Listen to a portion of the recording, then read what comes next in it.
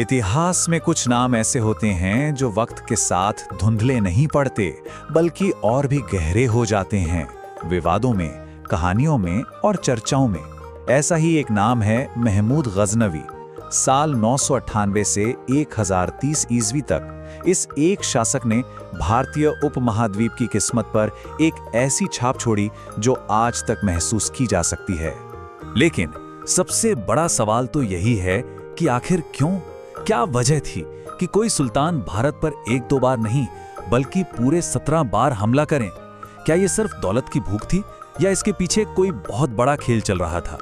चलिए आज इसी ऐतिहासिक गुत्थी को सुलझाने की कोशिश करते हैं। 17 ये सिर्फ एक गिनती नहीं है, सोचिए 17 बार। ये एक सोची समझी लगातार चली मुहिम का सबूत है। एक ऐसी मुहिम जो तकरीबन 30 सालों तक भारतीय जमीन पर चलती रही।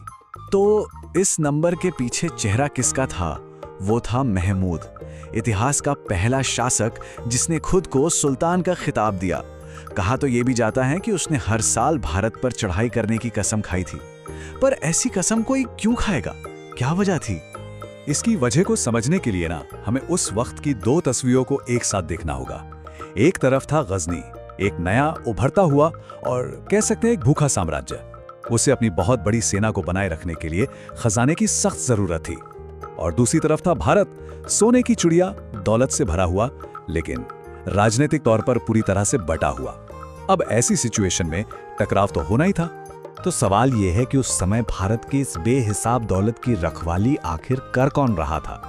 जब हम उस दौर के राजनीतिक नक्शे को देखते हैं ना, तो पता चलता है कि ये एक ऐसा खजाना था जिसका कोई एक मजबूत रखवाला था ही नहीं।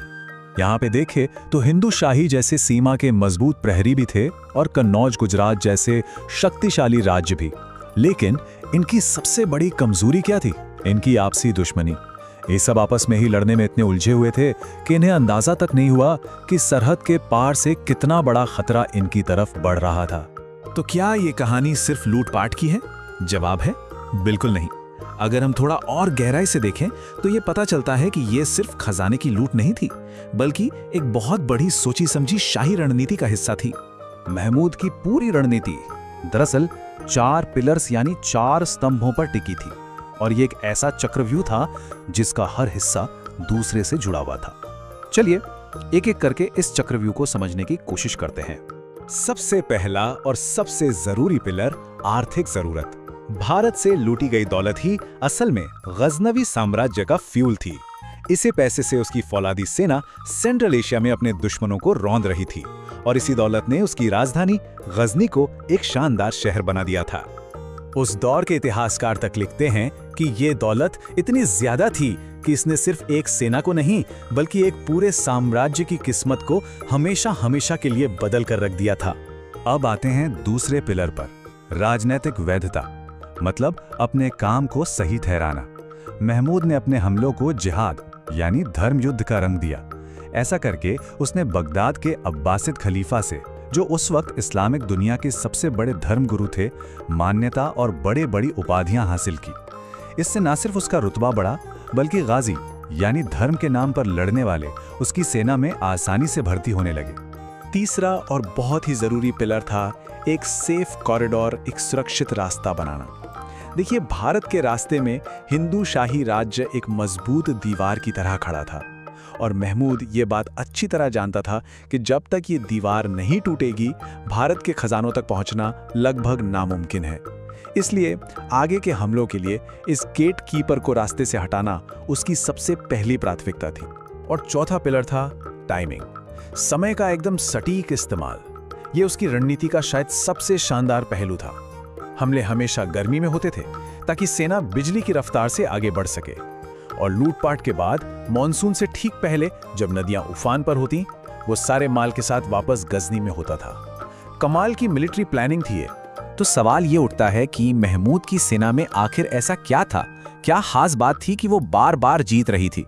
चलिए उसकी इस वॉर मशीन को थोड़ा और करीब से समझते हैं। ये जो दिख रहा है ये पूरी कहानी कह देता है।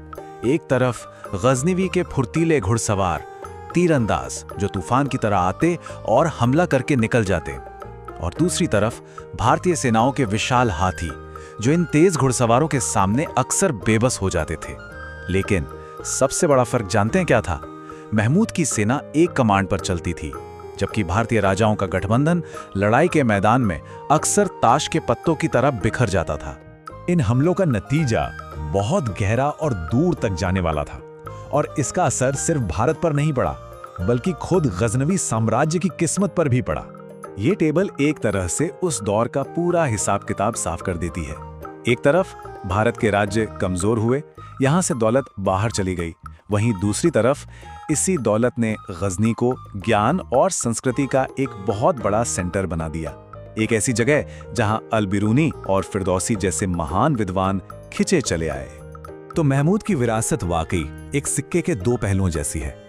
अपने घर में वो कला का संरक्षक था, तो भारत के लिए एक हमलावर। भारत की दौलत से उसने गजनी में शानदार महल और लाइब्रेरीज तो बनवाई, लेकिन यहाँ अपने पीछे वो विनाश और अविश्वास की एक गहरी खाई छोड़ गया। तो हम घूम फिरकर वापस उसी सवाल पर आ जाते हैं, कौन था महमूद गजनवी? एक हीरो, एक लुटेरा, या फिर एक एम्पायर बिल्डर? शायद इसका कोई एक सीधा जवाब है ही नहीं। इतिहास के कुछ किरदार ऐसे ही होते हैं जिन्हें किसी एक चश्मे से नहीं देखा जा सकता। इसका जवाब इस बात पर निर्भर करता है कि कहानी कौन सुना रहा है और उसे कहां खड़े होकर सुनाया जा रहा है। अगर आपको वीडियो इन्फॉर्मेटिव लगी हो तो लाइक जरूर करें और वीडियोस के लिए चैनल को सब्सक्राइब करना ना भूलें।